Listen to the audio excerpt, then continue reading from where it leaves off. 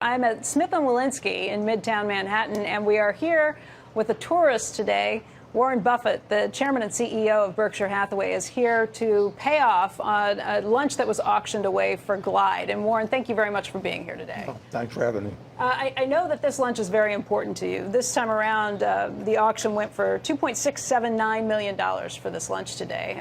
Over 18 years that you've been doing this with Glide, you've raised over $25 million. It's a little unusual for you to focus on a charity like this because you have given so much to other foundations that give away money. Why is this charity so important to you? Well, it's run by a very special man, Cecil Williams, who in the early 1960s was assigned as a minister to a church that was on the way down. It was in the Tenderloin district of San Francisco. It had about 110 or 20 white parishioners, and Cecil was black, so the 120 went down very fast when he arrived there, and so he started from scratch, and he built a remarkable church, but really a remarkable social organization. He helps the people that the world has given up on, and he never gives up on anyone. There was that movie, The Pursuit of Happiness, with Will Smith that showed the Glide operation. My wife told me a lot about Cecil, and I thought this sounds too good to be true, and I'm a suspicious guy by nature. So she didn't sell me, but then she took me there one time at the Glide, and I got to meet Cecil. I got to see what happened with the kind of people he was helping and how he was helping them. They served 700 and some thousand meals last year, and they really take people who have hit bottom and help bring them back. And he's been doing it for decades, and he's a remarkable man, and if we can help out in raising some money for him, I enjoy doing it. That's great. I was wondering if we could talk a little bit about another area of the country that is in pretty dire straits right now. That's Texas, Houston specifically, yeah, and now Louisiana, as the rain continues to fall from Hurricane Harvey. I've seen some pretty enormous estimates of damage, and obviously the human loss has been heartbreaking. What's your sense of this storm, of the damage that's been done here? Well, it's sort of unbelievable. I saw a figure the other day of 14 trillion gallons of water being dropped from the skies. That's equal to 2,000 gallons of water for every man, woman, and child on the planet. So it's staggering, and the insured loss will be large. There'll be a lot of uninsured loss too, because flood. A lot of people have coverage with the national flood operation, but in the case of our particular company, we write about 10% of the auto insurance in Texas. So if you have comprehensive insurance, which covers flood, and about 70% of the people who buy auto insurance get that, you may very well have a total loss. We probably have 500,000 or so cars insured in that area. Through Geico. For Geico, which would be about 10% of the total. There'd probably be 5 million cars in that area. And we don't know at this point, but I wouldn't be surprised if we had 50,000 losses, and most of them will be total losses. That number's about the same as we had in Sandy, but our market penetration up here in New York is higher than in Texas. But we have to get tens of thousands of cars in there, because a person's got enough trouble with their house and everything else, but they need a car, and we want them to have a full tank of gasoline. So we've been taking on big tankers of gasoline. It's how you perform at a time like this that really defines, whether your insurance company is doing the right job. Yeah, I have seen some estimates of losses. J.P. Morgan was suggesting maybe $10 to $20 billion in insured losses. The CEO of Farmers was on our air yesterday and suggested that it could be $150 billion in uninsured losses. Do those sorts of numbers make sense to you? How much of a feel do you have for this? Well, nobody has too good a feel, but those don't strike me as silly in any way.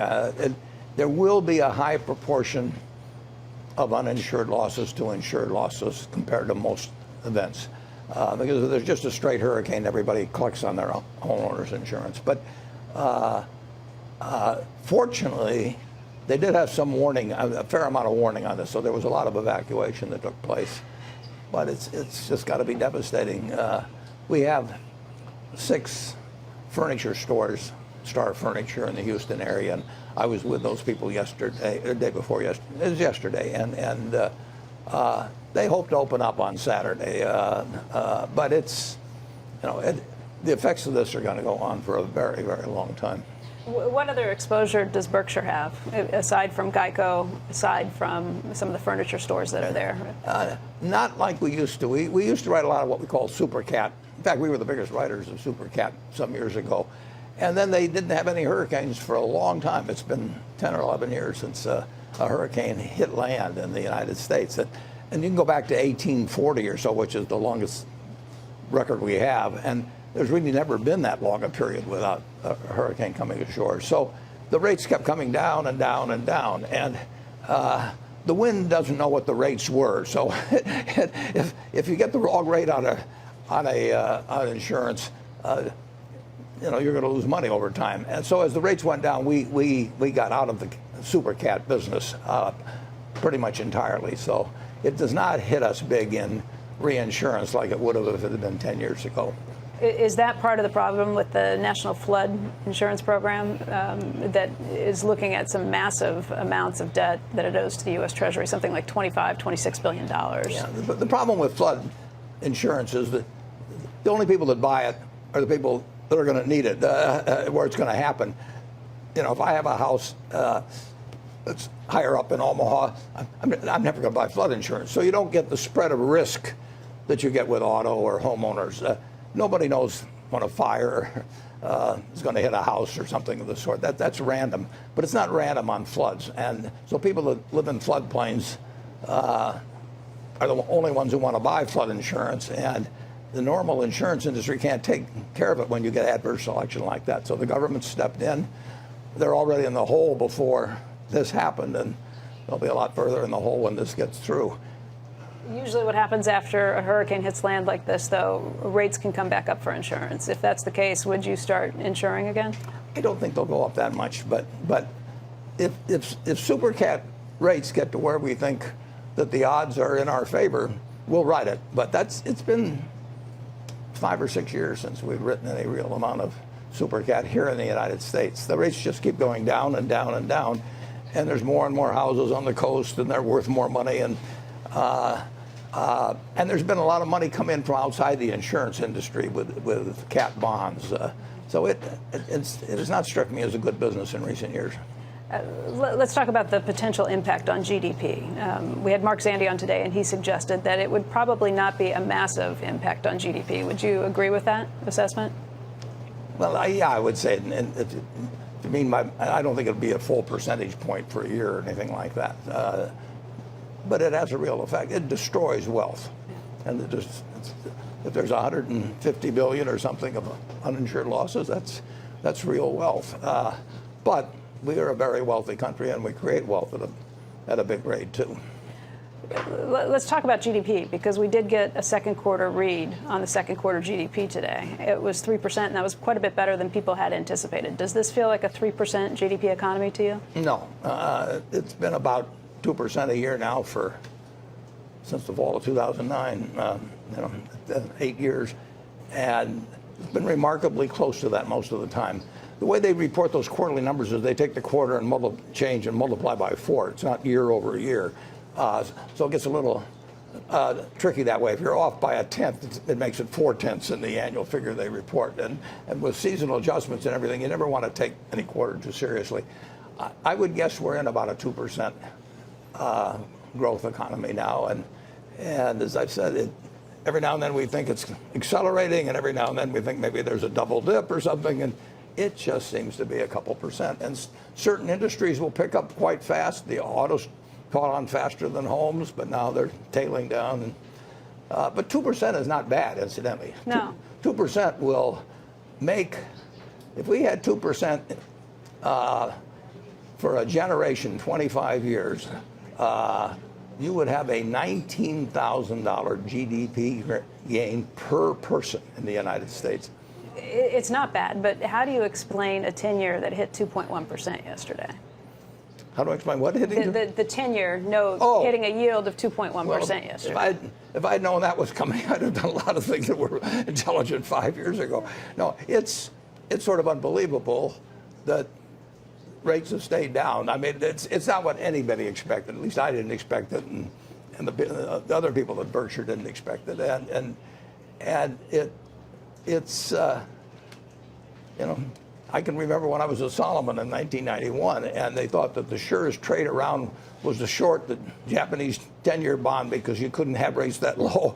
And 26 years later, those people are still licking their wounds. They used to call that the widowmaker, that trade. You know, Warren, let me ask you about North Korea, because I know that this is an area that you've had a lot of concerns about. President Trump tweeted this morning, and he said, the U.S. talking to Korea and paying them extortion money for 25 years, talking is not the answer. What do you think about that, and how concerned are you about the situation right now, given the missile launch that went over Japan this week? I've been concerned since 1945, when the first atomic bomb was used. We have developed over these 72 years, since August of 1945, the ability to, and around the world, other people have developed it too, the ability to almost destroy civilization. And it's the only real cloud on the horizon. I mean, we got a million problems always in the country of one sort or another. They get solved. This one is the ultimate problem, because if Kennedy and Khrushchev hadn't behaved well in the 1960s, you know, there might have been millions of Americans killed. And who knows what can happen. And you have people around the world, you have individuals, you have groups, and you have maybe a few nations who would like to inflict enormous damage on us or others in the world.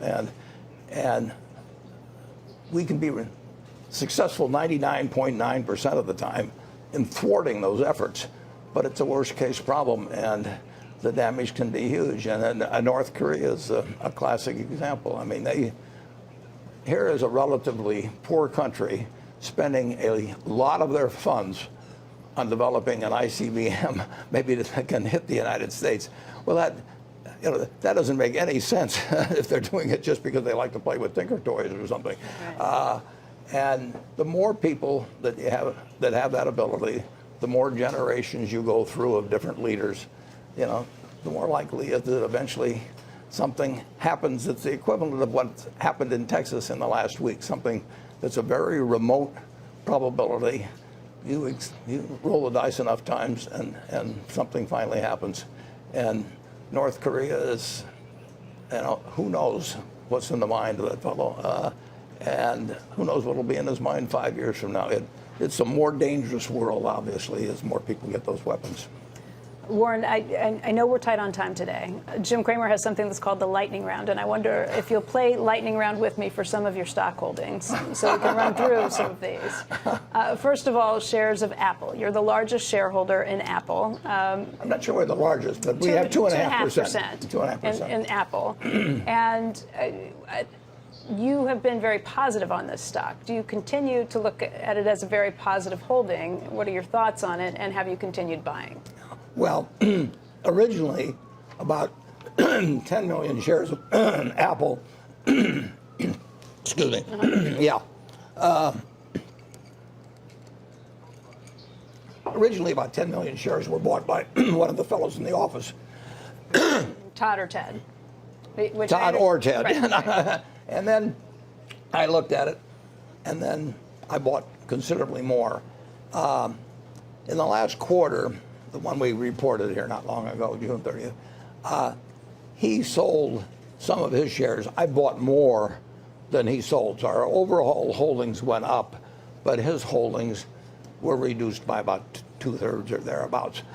So there was a net gain for Berkshire, but that was composed of the fellow who bought it deciding he needed money for something else.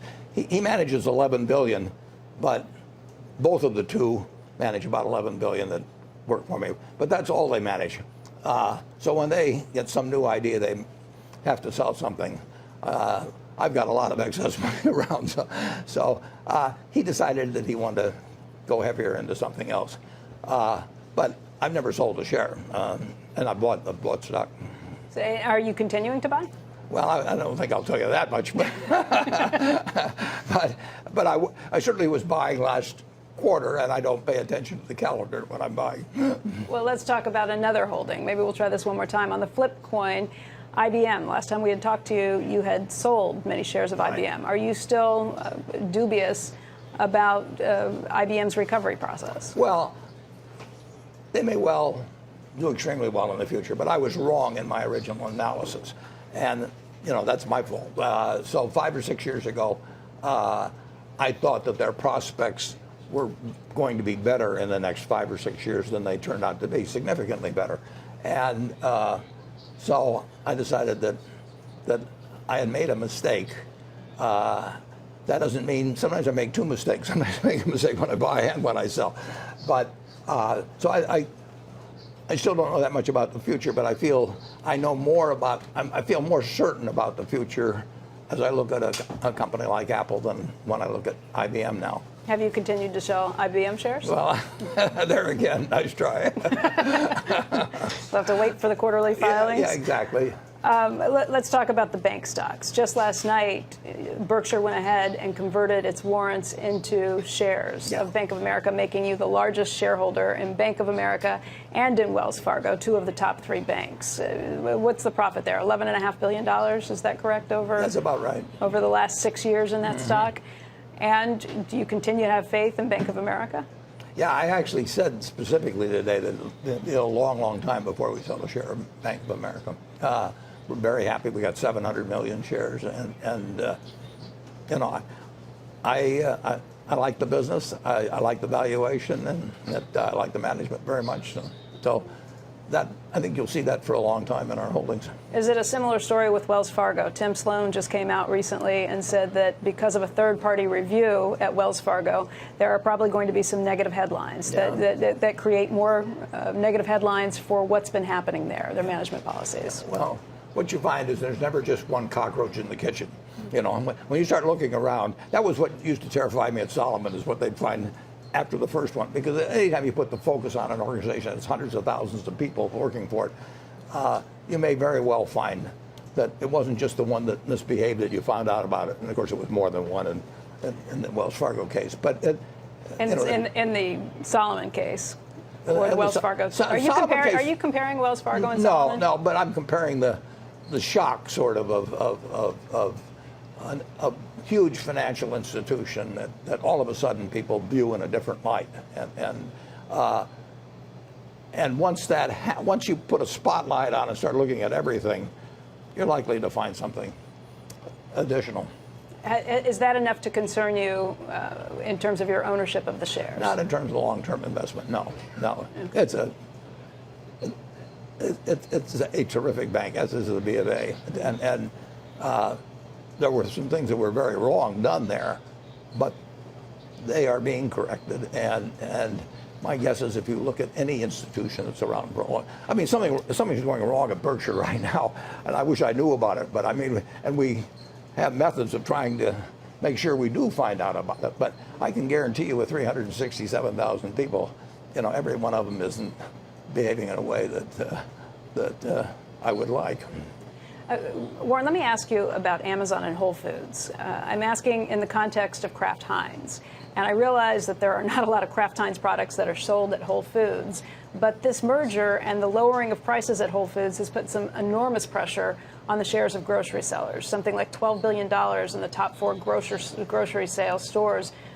Shares was lost in market capitalization just last week. That puts a lot of pressure on those grocery stores to then improve their margins. They're going to do it on the backs of companies like Kraft Heinz. Do you worry about how profitable that company can be with all this pressure that's out there? Well, there's always a huge struggle. It's gone on for decades and decades and decades between brands and retailers. I mean, and to some extent, retailers try and create their own brands. That's why they have private label. But brands are hugely important, and the retailer is hugely important. And the retailer is always trying to get the upper hand in those negotiations. The brand manufacturer is trying to do it through advertising and through all kinds of things. So it's always a struggle. And when you get particularly strong retailers, a Walmart, a Costco, and now an Amazon, and they keep getting stronger, their position improves. And particularly, packaged goods have had more trouble building followers through advertising in recent years. Martin Sorrell was talking about that the other day. So that struggle is tilting perhaps toward retailers. You've got the big German operations coming in on discount, and they feature their own brands. So that'll always be a fight. But right now, the retailer is doing better in this round of the fight. Yet generally the way to fight against that is to get even bigger. So would Kraft Heinz go after a company like a Mondelez, whose shares have improved just in the last recent That sessions? doesn't really help you that much in the fight. I mean, P&G was always thought of as having the ultimate muscle because they were so big in so many brands. But it does help to have a group of big, powerful brands if you're negotiating with a big retailer. But what they really care about is the strength of the specific brand. I mean, and we have Duracell batteries, and the real question with people carrying that versus carrying some other brand is how they feel the consumer feels about that brand when they walk in.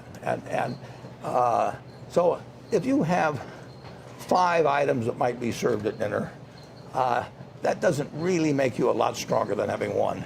Are you saying that Mondelez's brands are not worthy? Oh, no. Okay. No, I'm just saying that there's not the additive factor if you have 10 big brands versus one. I mean, if you decide to buy a Coca-Cola or a Sprite, both from Coca-Cola, the one doesn't influence the other. You probably many people don't even know that Sprite is made by Coca-Cola. So your positioning within the retailer, all he cares about is what's going to move, basically. And having a group of brands doesn't translate to that much more bargaining power. So I'm not asking this directly enough. Would Kraft Heinz buy Mondelez? I think the answer is no on that. Okay, there's a direct answer to that. Would you go back after Unilever? Oh, no. That was a misunderstanding, basically. We will not make hostile takeover offers, and we did not intend that to be hostile, but it turned out it was, and we immediately, the next day when I learned about it, we called it off. It was a misunderstanding. Warren, very quickly, I want to go back to Tim Cook at Apple, the CEO there. He has been fairly outspoken recently about some of his disagreements with the Trump administration and with some of the actions of Donald Trump, the president. You have been uncharacteristically silent. In the past, you've been pretty outspoken about your politics. Why have you been silent now? Well, I worked for Hillary. I raised money for Hillary. I voted for Hillary. I was disappointed when she lost. But we have a president, and we have North Korea. We have a whole bunch of things. I am not in the business of attacking any president, or do I think I should be. I've lived under 15 presidents, believe it or not. There's been 45 presidents of the United States, and I've lived under a third of them. And I've bought stocks net under 14 of the 15. The first one was Hoover, and I was only 2 when he left, so I hadn't gotten active at that point. But Roosevelt came next, and I bought stocks under him, even though my dad thought it was the end of the world when he got elected. And I bought stocks under 14 out of 15. So this country will move forward, but it is important that government functions well. It's important that both from the government side and from the private side, that they try to figure out how to maximize the degree to which this country moves forward. So I'll take a position in the 2020 campaign, the 2018 for that matter, but I won't say if my candidate doesn't win, and probably half the time they haven't over the years, that I'm going to take my ball and go home. You mentioned the 15 presidents you've lived under. That's because you're 87 years old today. Yeah. We want to tell you happy birthday. And Smith & Lewinsky has put together a cake for you. Wow. That they wanted to show you. And we just want to wish you a very happy birthday here today. Too bad there's not enough there for you, but that's great. They put together all of your favorite This is my guy, Bracco. He always delivers. They put together some of your favorite things, and I think you'll get a kick out of this today. But we want to thank you very much for your time. Oh, thank you. And wish you a happy birthday, Warren. Thank you. Thank you very much. Okay. Sarah, we'll send it back to you in the studio.